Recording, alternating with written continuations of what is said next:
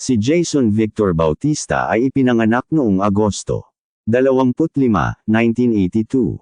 Ang kanyang ina na si Jane Marie ay ipinanganak noong ika-18 ng Disyembre taong 1961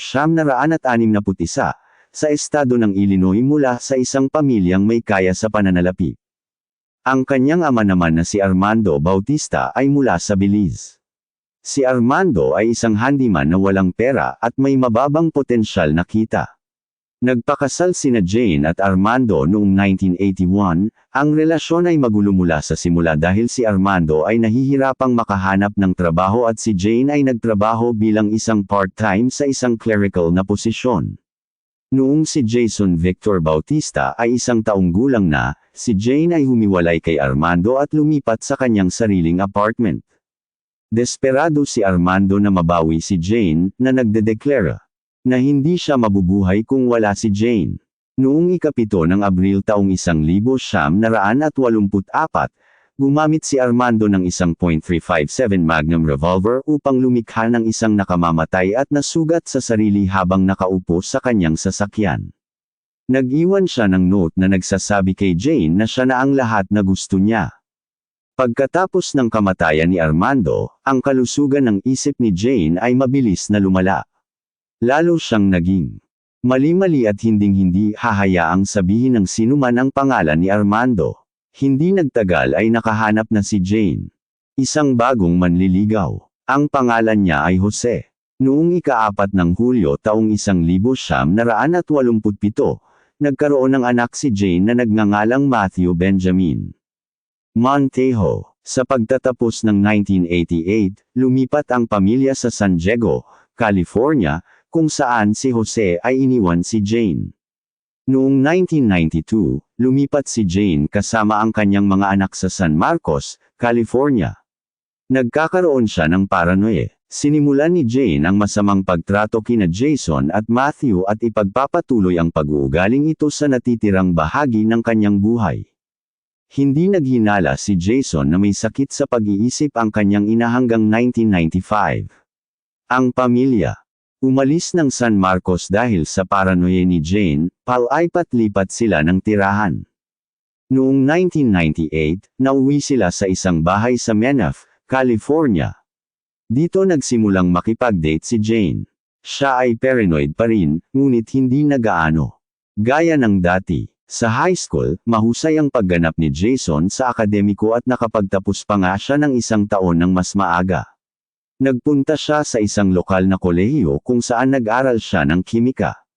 Upang kumita ng ilang dagdag na dolyar. Nagtrabaho siya ng part-time sa lab at part-time sa isang hotel.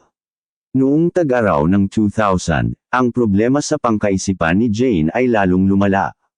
Lumipat ang pamilya sa Wildomar, California. Matapos tumindi muli ang paranoia ni Jane, iniwan ng pamilya ang Wildomar at namuhay sa iba't ibang mga motel. Noong Hunyo taong 2002, lumipat sila sa isang apartment sa Riverside, California. Tila isang panahon ng relatibong kapayapaan sa pamilya, ngunit ang kapayapaang iyon ay hindi magtatagal.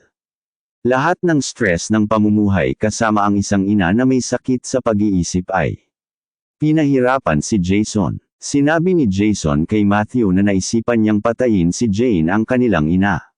Nagkaroon siya ng ilang ideya tungkol sa pagpatay sa pamamagitan ng panunood ng mga episode ng serye sa TV, na The Sopranos. Ang paraan ng paghawak ng karakter na si Tony Soprano sa kanyang ina, pati na rin sa ibang mga taong nakakainis, ay isang inspirasyon para kay Jason. Sa isang episode, pinatay ni Tony ang isang lalaki sa isang self-defense. Ganoon din ang gustong gawin ni Jason sa kanyang ina. Ang plano ni Jason ay i-provoke ang kanilang ina sa pag-atake sa kanya upang maipagtanggol niya ang kanyang sarili ng may nakamamatay na puwersa. Noong ika-14 ng Enero taong 2003, ang 20 taong gulang na si Jason ay gumugol ng oras sa campus ng kolehiyo bago bumalik sa nilang bahay. Noong gabing iyon, siya at ang kanyang 41 taong gulang na ina ay nagkaroon ng matinding pagtatalo. Pumasok si Matthew sa kabilang kwarto. Sa pagtatalo, sinakal at binugbog ni Jason ang kanyang ina. Nang lumabas si Matthew sa silid at nakitang patay na ang kanyang ina, ipinaliwanag ni Jason kung ano ang gagawin nila, tulad ng nasa The Sopranos. Pinutol ni Jason ang ulo ng kanyang ina at mga kamay at inilagay sa isang itim na duffel bag. Inilagay nila ang katawan ng ina nila sa isang sleeping bag. Niloload ang kanyang katawan sa trunk ng kanyang sasakyan.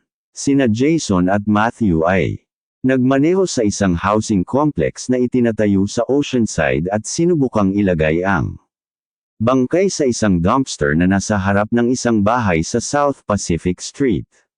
Isang security guard ang nakakita sa kanila at sinabi sa kanila na hindi sila pwedeng magtapon doon, kaya sina Jason at Matthew ay sinimulang ilipat ang katawan ni Jane pabalik sa trunk nang makita ng security guard ang isang paa na nakalabas mula sa sleeping bag. Sabi niya, "Tumigil ka. Ibaba ang bag." Sumagot si Jason, "Hindi." Ang security guard ay itinutok ang kanyang .357 Magnum revolver sa mga binatilyo at sinabing, "Freeze." Tumingin si Jason. Humarap sa kanya at sinabing, "Security guard ka lang. Wala kang magagawa." Agad silang umalis ngunit nakuha ng security guard ang plaka.